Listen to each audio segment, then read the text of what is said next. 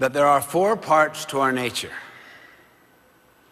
our body, our mind, our heart, and our spirit. And that all four parts represent four capabilities, four needs, four intelligences, four dimensions that need to be honored and respected and integrated and put into a synergistic whole. In doing so, it can help a person find his or her voice and also inspire others to find his or her voice. Voice is when your talent and your passion, what you're good at and what you love doing, overlaps what the world needs. What can drive your economic engine? Or if you're in a not-for-profit, what adds value? What contributes? As driven by conscience, body, mind, heart, and spirit. All four integrated together. Now, we need to look at what is it that enables us to discover, to find our voice. But let me tell you 5 things that do not. These are what I call the 5 metastasizing emotional cancers. And if you get involved in these 5 things, I will guarantee you it will create such static and such compartmentalization inside your nature, you will never really find your voice. The attitude and spirit of criticism, of comparing, of complaining, of competing for a sense of your own worth, and of contending. That is a mean spirit kind of argument, kind of a contention. These are 5 metastasizing cancers. Criticizing, complaining, comparing, competing, not in a basketball game or in a marketplace, but competing for a sense of personal worth, and then contending. The spirit of contention. Now, if you want to see how serious this problem is, watch the raise of hands right here in this group of many, many hundreds of people. Think carefully about this question. How many seriously believe that the vast majority of the workforce in your organizations possess more talent, more capability, more creativity, etc., than their present jobs require or even allow them to use? How many agree? Now look around. Look around. That's literally almost every hand. And the finding that we have all around the world, a profound alienation, disempowerment of the workforce in organizations.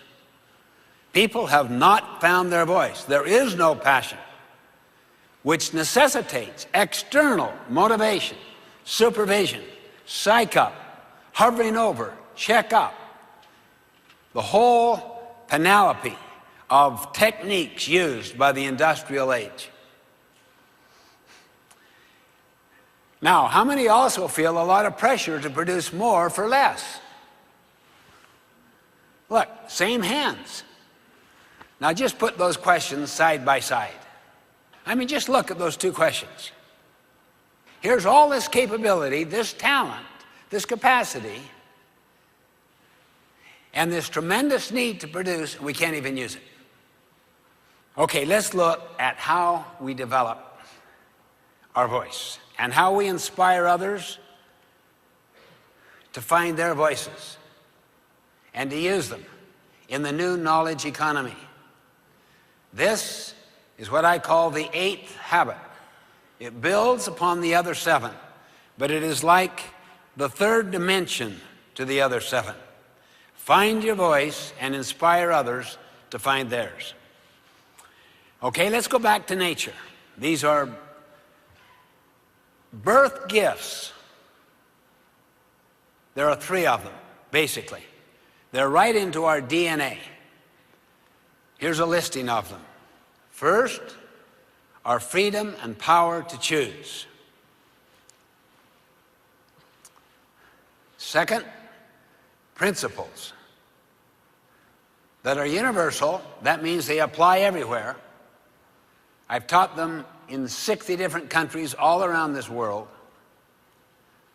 Timeless, they never change, and self-evident. Here is an illustration of a self-evident principle. You can never really sustain a trust in a relationship if you are not trustworthy. Have you ever tried to talk yourself out of a problem you behaved yourself into? How did it go? Have you ever seen a company try to PR itself out of a problem it behaved itself into? How did that go? See, these are universal, self-evident principles, non-controversial. And third, 4 parts to our nature, 4 intelligences, 4 capacities: body, mind, heart, and spirit. These are hardwired into our very nature. IQ, that's for the mind. EQ, that is emotional, social intelligence. That comes from self-awareness, and it also comes from awareness of others, the ability to listen, to care, to empathize, to relate. These are social skills. PQ is the intelligence of the body. 70 trillion cells that have such brilliance that right now they're digesting your lunch and you're doing nothing about it. They're fighting disease. They're trying to do everything they can to protect your organism. It's absolutely a brilliant machine. Nothing like it ever created by man. And then finally, SQ, spiritual intelligence, which basically deals with 2 things. 1, the need to serve, the need for meaning, the need for significance, the need for contribution, the need to add value. And 2, that you live by your conscience, that you live by these principles, these universal, timeless principles, and have connection to their ultimate source. Those 2 represent what is called spiritual intelligence. Let's contrast those last 3 intelligences. In fact, the first 2 and the last one. Here is a quote on spiritual intelligence. Unlike IQ, which computers have, and EQ, which exists in higher mammals, SQ is uniquely human and the most fundamental of the 3. It is linked to humanity's need for meaning, an issue very much at the forefront of people's minds. SQ is what we use to develop our longing and capacity for meaning, vision, and value. It allows us to dream and to strive. It underlies the things we believe in and the role our beliefs and values play in the actions we take. It is, in essence, what makes us human. It used to be fringy, no longer. Major research on spiritual intelligence has brought it into mainstream to understand that a whole person has 4 basic needs: to live for the body, to love for the heart, that's relationships, to learn for the mind, and to leave a legacy, to matter, to contribute. This is what a whole person in a whole job does. This is enabling them to find their voice in their job. Same basic underlying 4 dimensions: body, mind, heart, and spirit. For the mind, use me creatively. For the body, pay me fairly. For the heart, treat me kindly. And for the spirit, in serving human needs in principled ways. Now notice the 2 aspects there: meaningfulness We have a deep hunger for meaning, the why behind the what and the how. He who has a why can live with any what and how. And to live with integrity, to live by one's conscience. Now, each one of those need to be cultivated and developed. Body, mind, heart, and spirit. You basically know some of the principles of developing the body, mind, heart, and spirit. How to keep the body healthy, strong. The mind alive, alert, learning, turning much of the television completely off, getting back to books. Learn, deepen your knowledge in broad fields, outside your own comfort zone. Learning to rebuild relationships that you care a lot about, that are wounded. That takes tremendous emotional power and spiritual power. You care about those people. And to constantly make contributions, to give back. Service is the rent we pay for the privilege of living upon this earth. Those four are constant, deep hungers and needs in us all. Work on these four assumptions. They deal with the four parts of our nature. For the body, assume you've had a heart attack. Now live accordingly. For the heart, assume that everything you say about another person they can overhear. Now speak accordingly. Always be loyal to the absent if you want to retain the loyalty of those who are present. Integrity means you live by the same set of principles in the totality of your life. For the mind, assume the half-life of your profession is 2 years. Now prepare accordingly. As we move into this knowledge economy in great speed, the constant need to invest in your education, experiences like this, online education, getting back into different training programs, school, constant need for it. And then for the spirit, assume you had a one-on-one communication with your Creator. Now live accordingly. The cultivation of these four parts to our nature develops at its highest level what I call vision for the mind. Vision means you have the sense of what's out there. You cannot see it, but you see it in your mind's eye. You see the potential in another person.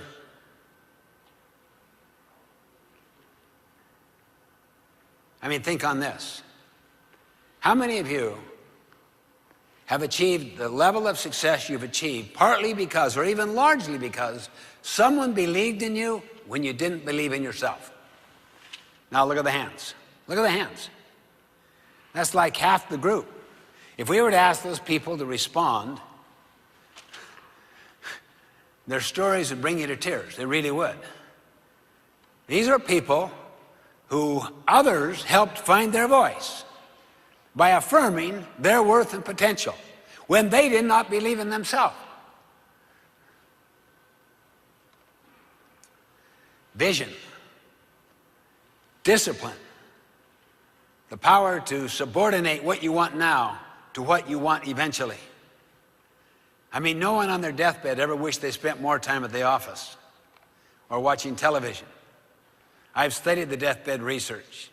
It's all about families, loved ones, contribution, and the contribution that they are making.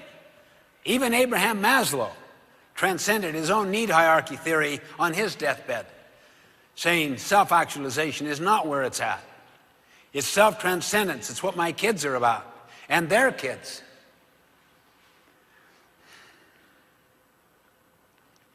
And then for the heart, passion. You feel strong about it. You're convicted. And for the spirit, conscience. These are the highest manifestations of the four intelligences: vision, discipline, passion, and conscience. And when the first three are governed by conscience, I'll guarantee you it will change the world. It will lift the world. Compare a Gandhi with a Hitler. What one word separates those two individuals from what you see up here on the slide? It's conscience. Because both were visionaries, disciplined, and passionate. And Gandhi not only had conscience, in his vision, he saw an independent India, way beyond the vision and scope of the people of India. And he brought England to its knees, liberated 300 million Indians, and never was elected to any office. He never held a position. His authority was moral. He had no formal authority. It was moral authority. That is the essence of leadership. Management is formal authority. Management is position. Leadership is moral authority. Leadership is a choice. And anybody can exercise it at any level. I wrote an entire book on living the 7 habits that had nothing but stories in it, almost all of which dealt with people who changed their organizations at the bottom level or the middle level with no formal authority at all. They were what I like to call trim-tabbers. Trim-tabbers, the small rudder that turns the big rudder that turns the entire ship. This trim-tabbing idea is so powerful to me. The small rudder that turns the big rudder that turns the entire ship. You just start in your own small circle of influence, and gradually it gets larger and larger through the power of your moral authority. And it can impact the entire ship. It's a threatening idea, though, because it means we are responsible. We do have the freedom and power to choose our response in any given set of circumstances. And it causes us to be very creative, because we're not fearful of risks. We're not running scared of people's opinions. We don't grow up with a comparison-based identity where our sense of worth comes from how well we stack up to others. It comes from our integrity to our conscience and to principles that are deeply embedded within us. And it gives an internal source of security. So you're no longer dependent upon opinion or position or address or status or fashion. It's enormously emancipating and freeing to then give yourself and to make a difference, to become a trim-tabber. I want to suggest 3 challenges. I'm going to put these inside 3 circles. The first circle we'll call personal greatness. The next circle, leadership greatness. And the third circle, organizational greatness. Under personal greatness, I would put the 7 habits leading to finding your voice and inspiring others to find their voice. Only this part, since it's personal, is to find your own voice. I know when I was 20, someone asked me to do management training. Gave me my whole voice for my entire life. I was planning to go into a family business, and I had geared myself to it, but I found such a passion in the other direction. Leadership greatness. Modeling the 7 habits leading to the 8th habit of inspiring others to find their voice, affirming them. Leadership is basically communicating people's worth and potential so clearly they come to see it in themselves. Under organizational greatness, mission, vision, values. Now put up the word co-missioning. And at the center, execution. Now, the 3 challenges are these. Get your head out of other people's weaknesses or out of your boss's weaknesses. Don't be sitting here saying, well, this is good stuff, but the person who really needs it isn't here. You are a trim-tabber. Take responsibility. Create a culture of responsibility, not blame. The whole purpose of leadership effectiveness is to empower other people so that you help them find their voice. And they are in positions, as Jim Collins puts it, in the right place on the right bus. And then their strength is made productive and their weakness is made irrelevant through the strength of other people because of developing a complementary team. Commissioning, the great tool of bringing together the mission of individuals with the mission of organizations, I suggest, is the use of this kind of communication illustrated by the Indian talking stick. Now, I want to just show one final little 2-minute film that gives the basic underlying lighthouse principle of a whole person. The 4 basic needs: to live, to love, to learn, to leave a legacy.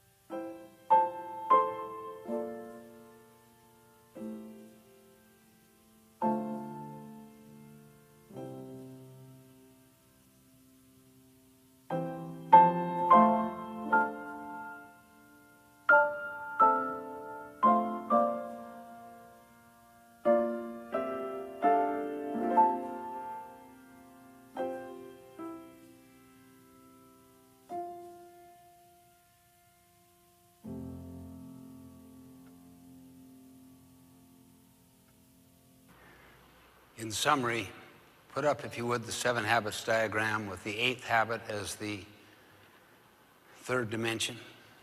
Find your voice and inspire others to find theirs. This is a totality of thinking for a knowledge worker age. If you want to get the most from this presentation, teach it at home and at work shortly after you learn it. In doing so, you will learn it better, you'll commit to live it more, and it will make your own growth and change legitimate in other people's eyes because they see you actually learning. And remember also the 3 challenges: trim tab, empower, commission. And remember finally, in the words of Teilhard Chardin, we are not human beings having a spiritual experience. We are spiritual beings having a human experience.